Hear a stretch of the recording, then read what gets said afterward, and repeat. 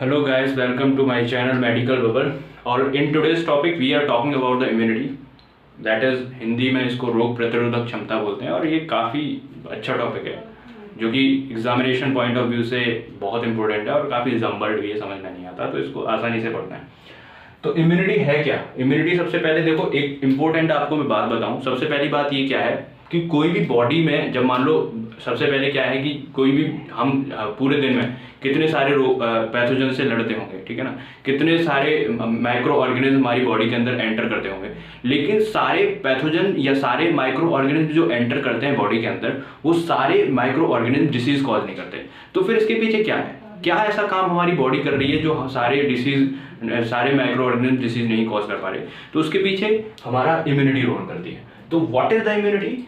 Overall immunity of host, जो host मतलब मैं, जिसमें हो रहा है रोग, overall immunity of host to fight the disease causing organism conferred by immune system. हमारी बॉडी का इम्यून सिस्टम है, जब भी कोई ऑर्गेनिज्म, डिसीज कॉजिंग ऑर्गेनिज्म घुसता है तो उससे डिसीज से फाइट करने की जो ओवरऑल एबिलिटी है, जो इम्यून सिस्टम प्रोवाइड कराता है, उसको हम बोलते हैं इम्यूनिटी।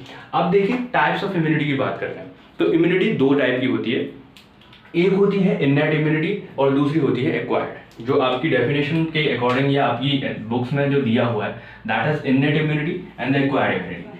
तो एक्वायर्ड का मतलब होता है कि होने के बाद, मतलब एक्वायर्ड मतलब बाहर से, जैसे पैथोजन आपके अंदर एंटर किया उसके अगेंस्ट अगर इम्यूनिटी बन रही है तो this is the acquired immunity. Innate का मतलब क्या होता है? इनबॉर्न, मतलब जेनेटिकली आपके पेरेंट्स से जो इम्यूनिटी आपको मिली है, that is the innate immunity. अब ध्यान से सुनिए बात को कि इननेट इम्यूनिटी जो है वो नॉन स्पेसिफिक होती है। कैसी होती है? नॉन स्पेसिफिक होती है, ठीक है, नॉन स्पेसिफिक होती है एंड नॉन स्पेसिफिक होती है और जेनेटिकली ट्रांसफर्ड होती है, जेनेटिकली ट्रांसफर्ड होती है, ठीक है। दूसरी बात, एक्वायर्ड इम्यूनिटी जो होती है, that is the specific to the micro organism, specific होती है। फिर इधर यहाँ पर बात करते हैं स्पेसिफिक के साथ साथ क्या है, ये डाइवर्सिटी होती है इम्यूनिटी के अंदर। इसमें डाइवर्सिटी मिलेगी आपको, कई तरीके की इम्यूनिटी हर स्पेसिफिक पैथोजन के अकॉर्डिंग आपको अलग मिलेगी। फिर इसके बाद डिस्क्रिमिनेशन या डिफरेंशिएशन बिटवीन, डिस्क्रिमिनेशन ये पता कर पाती है discrimination between self cell and non self cell, discrimination between self cell and non self cell, self cell. इसके बाद देखिए क्या है, इसके अंदर ये मेमोरी बेस्ड है, ठीक है, ये क्या है? मेमोरी बेस्ड है। अब इंपॉर्टेंट बात यहां पर ये आती है कि मेमोरी बेस्ड है, ये मेमोरी बेस्ड नहीं है। ये आपको, ये सबसे पहली डिफेंस है, जब भी कोई छोटा बच्चा बॉर्न होता है तो सबसे पहली डिफेंस उसको जो दी जाती है पेरेंट्स के द्वारा, that is the innate immunity और द इनबॉर्न इम्यूनिटी। ना एक्वायर्ड इम्यूनिटी की हम बात करते हैं तो एक्वायर्ड इम्यूनिटी जो है वो दो तरीके की और हम आपको पढ़ाएंगे आगे, that is one is the CMI, cell mediated immunity, and HI या फिर AMI, एंटीबॉडी मीडिएटेड इम्यूनिटी। ये दो बार चीजें आपको आगे हम डिटेल पढ़ाएंगे। पहले हम सबसे पहले इननेट इम्यूनिटी की बात करते हैं। तो actually what innate immunity is providing, एक ध्यान से सुनो कि innate immunity provide, innate immunity provides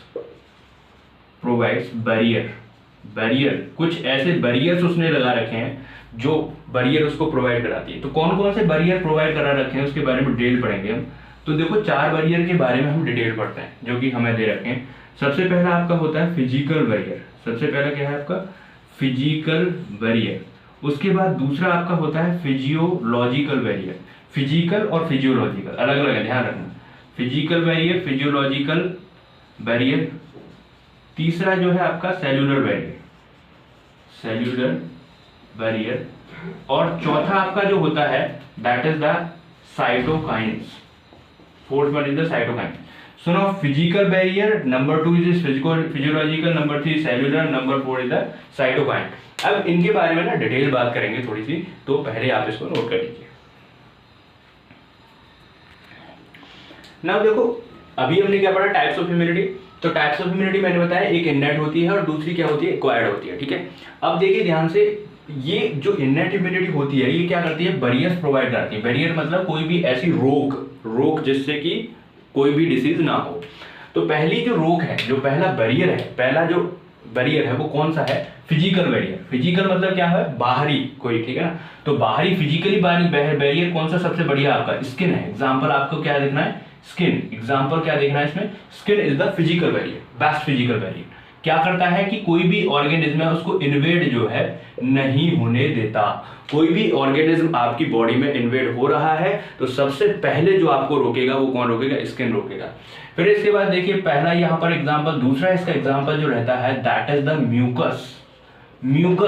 mucus क्या है? एक सिक्रीशन है जो कि हमारे अलग अलग डिफरेंट सिस्टम से निकलता है, तो वो भी आपका फिजिकल बैरियर की तरह यूज होता है। अब देखिए म्यूकस कहां से निकलता है? सबसे पहली बात आती है रेस्पिरेटरी सिस्टम से आपका म्यूकस निकलता है, जो कि ऑर्गेनिज्म को ट्रैप करने में मदद करता है। दूसरी बात हम बात करते हैं जीआईटी यानी गैस्ट्रो इंटेस्टिनल ट्रैक्ट, वहां से भी आपका निकलता है। तीसरी बात यूरोजेनाइटल ट्रैक्ट यहां से भी निकलता है। तो दिस इज द, इसका काम क्या है? ये क्या करते हैं, किस मैकेनिज्म में फंक्शन करते हैं? दे ट्रैप द ऑर्गेनिज्म। नाउ अब देखिए फिजियोलॉजिकल बैरियर पर आ जाइए। फिजियोलॉजिकल का मतलब क्या है? कार्य, कोई भी फंक्शन हो रहा है उसको फिजियोलॉजी बोलते हैं। तो फिजियोलॉजी हमारी बॉडी के अंदर फिजियोलॉजिकली भी रोका जाता है, जैसे सलीवा सिक्रीशन से, सलीवा से, ठीक है। दूसरी बात सलाइवा हो गई। सलाइवा के बाद क्या हो गया आपका? Tears from I, okay. Acid in stomach, और क्या है? टेम्परेचर, और क्या है आपका? टेम्परेचर। अच्छा क्या काम है इसका? सलीवा का हो गया, टेम्परेचर, इनका काम क्या है? ये क्या करते हैं? दे डिक्रीजेस और stops the growth of organism, ठीक है। जो ऑर्गेनिज्म, माइक्रो ऑर्गेनिज्म हमारी बॉडी के अंदर, जो हार्मफुल माइक्रो ऑर्गेनिज्म बॉडी के अंदर एंटर कर रहा है, उसकी ग्रोथ को या तो क्या करेंगे? डिक्रीज, या फिर उसको स्टॉप ही कर देंगे, ठीक है। सेल्यूलर बैरियर मतलब सेल से रिलेटेड हो गया। देखिए सेल्यूलर बैरियर में हम ज्यादातर WBCs की बात करते हैं, ल्यूकोसाइट्स की बात करते हैं, व्हाइट ब्लड सेल की बात करते हैं। तो व्हाइट ब्लड सेल में आपकी सबसे पहली बात आएगी PMNL, pleomorph neutrophilic lymphocyte like cell. तो ठीक है, इसमें ये क्या है? न्यूट्रोफिल्स हैं ये, ठीक है। फिर इसके बाद आपको यहाँ पर न्यूट्रोफिल्स के साथ साथ यहाँ पे मोनोसाइट्स भी मिल जाएंगी, और natural killer cell, NK cells भी कुछ यहाँ पे आपको मिल जाएंगी, जो किसमें है? एज अ सेल्यूलर बैरियर काम करती है। क्या फंक्शन है इनका? दे फैगोसाइटोटिक करती हैं। फैगोसाइटोटिक पता ही है कि कोई भी ऑर्गेनिज्म आपके पास आया, अंदर ले लेती है, उसके बाद उसको डाइजेस्ट करती है, डाइजेस्ट करके बाहर निकाल देती है। तो this is the process known as the phagocytosis. Now cytokines क्या होती है? देखो जैसे मान लो ये हमारी सेल है, इसके पास कोई पैथोजन आया, उसने अटैक किया, अटैक करने के बाद ये सेल हो गई इन्फेक्टेड सेल, ठीक है। ये कैसी हो गई? इन्फेक्टेड सेल हो गई। तो इस इन्फेक्टेड सेल के द्वारा, ये जो इन्फेक्टेड सेल है आपकी, इस इन्फेक्टेड सेल के द्वारा कुछ प्रोटीन, ग्लाइकोप्रोटीन्स रिलीज करी जाती हैं। क्या करी जाती हैं जी? ग्लाइकोप्रोटीन्स रिलीज करते हैं। इन ग्लाइकोप्रोटीन्स का नाम क्या होता है? क्या रिलीज करी जाती है?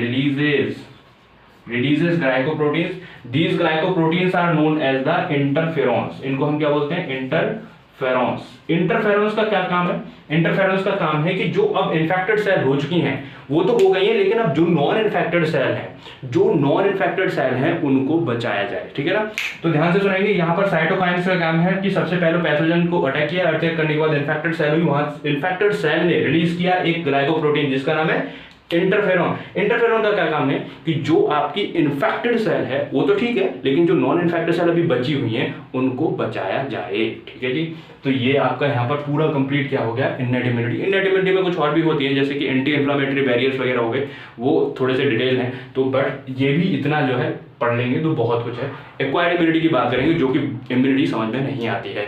एक्वायर्ड मतलब क्या होती है? एक्वायर्ड मतलब बाहर से, यानी पैथोजन एंटर कर गया, उसके अगेंस्ट हमारी बॉडी बनाए, that is the acquired immunity. Okay, so इतना नोट कर लीजिए।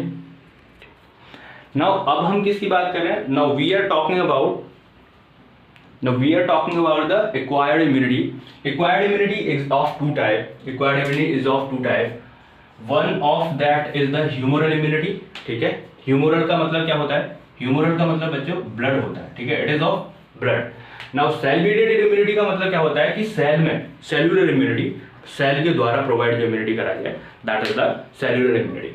अब बड़े ध्यान से सुनिए, सबसे पहले हमें ये जानना पड़ेगा कि बॉडी के पहले अटैक करता है, कैसे अटैक होता है और कैसे बॉडी रेस्पॉन्स करती है। तो यहाँ पर देखिए, मान लो यहाँ पर मेरा कोई भी पैथोजन है, ठीक है, दिस इज द पैथोजन। बड़े ध्यान से सुनिए ये बात को, अगर ये बात ध्यान में आ गई आपको तो एक्वायर्ड इम्यूनिटी आपको बहुत अच्छे से समझ में आ जाएगी। पैथोजन है हमारा, पैथोजन ने सबसे पहले हमारी कोई भी मान लो बॉडी है इस तरीके से, ठीक है, ये बॉडी है मेरी, इस बॉडी को फर्स्ट अटैक किया, पहला अटैक किया तो बॉडी पहला रेस्पॉन्स जनरेट करेगी, ठीक है। पैथोजन ने अटैक किया, फर्स्ट अटैक हुआ, फर्स्ट अटैक के रहते बॉडी ने एक रेस्पॉन्स जनरेट किया इसके अगेंस्ट, इसको हम बोलते हैं प्राइमरी रेस्पॉन्स, क्योंकि पहली बार रेस्पॉन्स जनरेट करिए, मान लो सबसे पहले छोटा बच्चा था, उसको पहली बार कोई भी मान लो माइकोबैक्टीरियम टीबी का जो बैक्टीरिया वो अटैक किया, तो उसकी बॉडी सबसे पहले कौन सा रेस्पॉन्स जनरेट करेगी, तो उसको हम बोलते हैं प्राइमरी रेस्पॉन्स। अब ध्यान से सुनिए, प्राइमरी रेस्पॉन्स है, बॉडी में कोई इम्यूनिटी पहले से बनी हुई नहीं है, छोटा बच्चा है उसमें कोई पहले से इम्यूनिटी नहीं है, सिर्फ इननेट इम्यूनिटी थी, तो स्लो प्रोसेस होगा इम्यूनिटी बनने में। तो प्राइमरी रेस्पॉन्स क्या होता है, स्लो प्रोसेस होता है। कैसा प्रोसेस है, स्लो प्रोसेस है। दूसरा लो इंटेंसिटी का है, काम तो करेगा लेकिन इन्फेक्शन होने देगा, क्योंकि अभी ना तो कोई इम्यूनिटी इतनी ट्रिगर्ड है और पैथोजन काफी ज्यादा इंटेंसिबल है। तो प्राइमरी रेस्पॉन्स जो भी होते हैं वो कैसे होते हैं, स्लो प्रोसेस है और लो इंटेंसिटी के, ठीक है। अब जैसे ही प्राइमरी रेस्पॉन्स जब होते हैं तो क्या है, ये क्या करते हैं, बी सेल्स को और टी सेल को, ठीक है, बी सेल जो स्पेसिफिक हमारी बी सेल होती हैं, स्पेसिफिक बी सेल और स्पेसिफिक टी सेल, इनको क्या कर देती हैं, इनको स्टिमुलेट कर देते हैं, ठीक है। स्पेसिफिक बी सेल और स्पेसिफिक टी सेल जो हमारी लिम्फोसाइट्स के अंदर, लिम्फ नोड्स के अंदर हैं, उनको जो है वो ट्रिगर कर देती हैं, वो क्या है उसके अंदर, क्योंकि ये तो ऑलरेडी बनी रही थी बी सेल टी सेल, तो हमारी स्पेसिफिक बी सेल जो है किस में कन्वर्ट हो जाती हैं, इफेक्टर, ये जो है आपकी कन्वर्ट हो जाती हैं,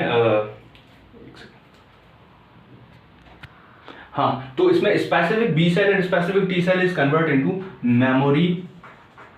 memory B cell and memory T cell. किसके अगेंस्ट मेमोरी बन गई, ये जो आपका पैथोजन आया था, ये मान लो आपका बैक्टीरिया था, तो उस बैक्टीरिया के अगेंस्ट देखिए यहाँ पर मेमोरी जनरेट हो गई प्राइमरी रेस्पॉन्स के द्वारा। इन्फेक्शन हुआ लेकिन मेमोरी जनरेट हो गई, ठीक है जी। अब मेमोरी जनरेट जैसे हुई, मान लो यही पैथोजन जो है हमारी बॉडी के ऊपर पहली बार ये पैथोजन अटैक किया, ठीक है, यही पैथोजन जो है हमारी बॉडी के ऊपर क्या करता है, सेकंड अटैक करता है। कौन सा अटैक होता है, सेकंड अटैक होता है। तो सेकंड अटैक के बाद जो हमारी बॉडी जनरेट करेगी रेस्पॉन्स, उस रेस्पॉन्स का आप नाम क्या दोगे, सेकेंडरी रेस्पॉन्स, उस रेस्पॉन्स का नाम क्या दोगे, सेकेंडरी रेस्पॉन्स।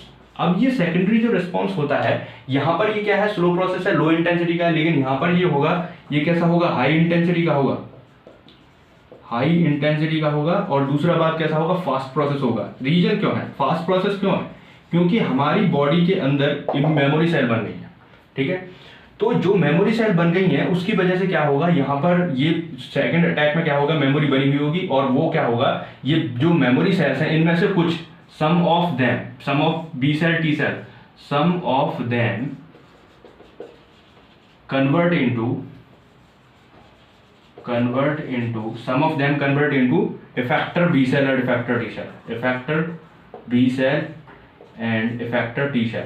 तो इफेक्टर बी सेल और इफेक्टर टी सेल जैसे इफेक्टर बन गई तो इफेक्ट करेंगे, और कुछ सम ऑफ देम उसमें से कुछ बनी है, कुछ कैसे रहेंगे, मेमोरी सेल के थ्रू रहेंगे, कुछ कैसे रहेंगे, मेमोरी सेल के जैसे ही रहेंगे। तो ध्यान रखो, पहले सबसे विद्वान से बात कर लेते हैं। जैसे पैथोजन ने अटैक किया, फर्स्ट अटैक किया, प्राइमरी रेस्पॉन्स हुआ, स्लो प्रोसेस है, लो इंटेंसिटी का है, स्पेसिफिक लो। इस प्राइमरी रेस्पॉन्स ने क्या किया, हमारी बॉडी के अंदर जो लिम्फ नोड है उनमें बी सेल और टी सेल स्पेसिफिक वो ट्रिगर हुई, उनने बना दिया बी सेल और टी सेल मेमोरी। अब जब मान लो ये तो बनी रहेंगे और जो है सही हो गया डिसीज, लेकिन वही पैथोजन दोबारा से अटैक करने आया तो उसके अगेंस्ट क्या हुआ, सेकंडरी रेस्पॉन्स जनरेट हुआ, जो कि हाई इंटेंसिटी का था, फास्ट प्रोसेस था। फास्ट प्रोसेस क्यों, क्योंकि जो हमारी पहली जो मेमोरी सेल बन चुकी थी वो इफेक्टर सेल में कन्वर्ट होगी, फटाक से उसको मारेगी, और उसमें से कुछ जो है चली जाएंगी मेमोरी सेल बनने के लिए, कुछ इफेक्टर सेल की तरफ मारेंगे। तो ये जो है एक तरीके से यहाँ पर काम होता है।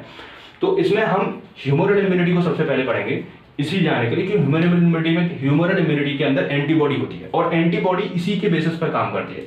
अब बी सेल टी सेल भी क्या है, सेल मेडिएटेड, इसी के बेसिस पर काम करती है। एंटीबॉडी जो होती है वो क्या है, एंटीजन क्या है, उसको हम पढ़ते हैं, तो इसी पहले नोट कर लीजिए।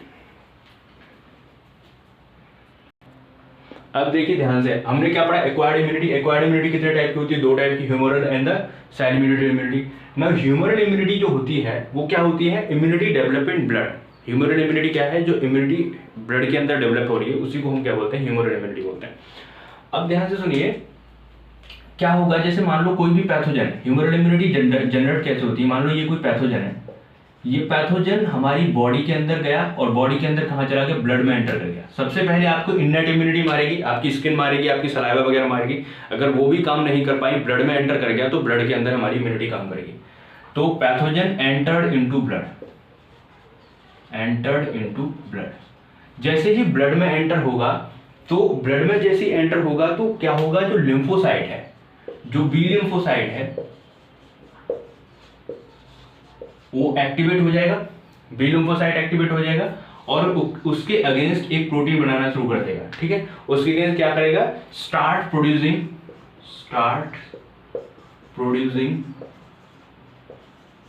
Protein, start producing protein against this pathogen and this pathogen के अगेंस्ट जो प्रोटीन ब्लड में जनरेट होती है, जिस पैथोजन के अगेंस्ट जो ब्लड में जनरेट होती है, पैथोजन के अगेंस्ट जो प्रोटीन जनरेट होती है, उस प्रोटीन का नाम होता है एंटीबॉडी।